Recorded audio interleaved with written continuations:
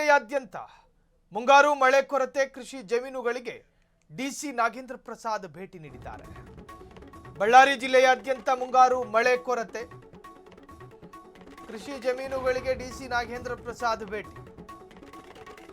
ಕೃಷಿ ಜಮೀನುಗಳಿಗೆ ಡಿಸಿ ಭೇಟಿ, ಬೆಳೆಗಳ ಪರಿಶೀಲನೆ ಕಾರ್ಯ ನಡೆದಿದೆ. ಹಲಕುಂದಿ ಮಿಂಚೇರಿ ಗ್ರಾಮ ವ್ಯಾಪ್ತಿಯ ಕೃಷಿ ಜಮೀನಿಗೆ ಭೇಟಿಯನ್ನು ನೀಡಿತು. ತೊಗರಿ, ಸಜ್ಜೆ, ಸೂರ್ಯಕಾಂತಿ ಸೇರಿ ಇತರೆ ಬೆಳೆಗಳ ಪರಿಶೀಲನೆಯೂ ಕೂಡ ಆಯಿತು. ರೈತರು ಕೃಷಿ ಅಧಿಕಾರಿಗಳಿಂದ ಬೆಳೆಗಳ ಬಗ್ಗೆ ಮಾಹಿತಿಯನ್ನು ಕೂಡ ಕಲೆ ಹಾಕಲಾಯಿತು.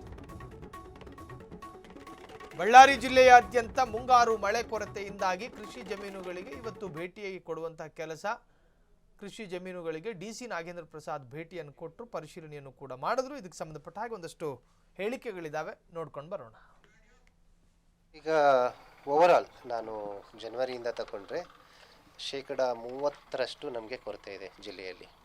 ಆದರೆ ನಮಗೆ ಪ್ರಮುಖ ಇರೋದು ಮುಂಗಾರು ಜುಲೈ 1 ನಾನು ತಗೊಂಡ್ರೆ ನಮ್ಮಲ್ಲಿ 70% ಕೊರತೆ ಈಗಾಗಲೇ ಮಳೆಯ ಕೊರತೆ ಇದೆ ನಮ್ಮ ನಾರ್ಮಲ್ಗೆ ಕಂಪೇರ್ ಮಾಡಿದರೆ. ಸೊ ಅದರಿಂದ ಈ ಮುಂಗಾರು ಬೆಳೆನಲ್ಲಿ ಏನಾಗಿದೆ, ನಮಗೆ ನಮ್ಮ ಖುಷ್ಕಿ ಬೆಳೆಗಳ ಬಿತ್ತನೆ ಈಗಾಗಲೇ 80% ಬಿತ್ತನೆ ನಮ್ಮ ರೈತರುಗಳು ಮಾಡ್ಕೊಂಡಿದ್ದಾರೆ. ಸೊ ಆ 80% ಬಿತ್ತನೆ ಬೆಳೆಗೆ ನಮಗೆ ಸತತವಾಗಿ ಈಗ ನಾನಿವತ್ತು ಹಲಕುಂದಿ ಗ್ರಾಮಕ್ಕೆ ಬಂದಿದ್ದೀನಿ.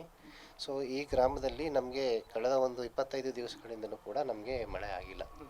ಪ್ರಮುಖವಾಗಿ ನಮಗೆ ಖುಷ್ಕಿಯಲ್ಲಿ ಈಗ ನಮಗೆ ಸೂರ್ಯಕಾಂತಿ ಮತ್ತು ನಮ್ಮ ತೊಗರಿ ಬೆಳೆ, ಸೊ ಈ ಬೆಳೆಗಳನ್ನು ನಮ್ಮ ರೈತರು ಬೆಳ್ಕೊಂಡಿದ್ದಾರೆ.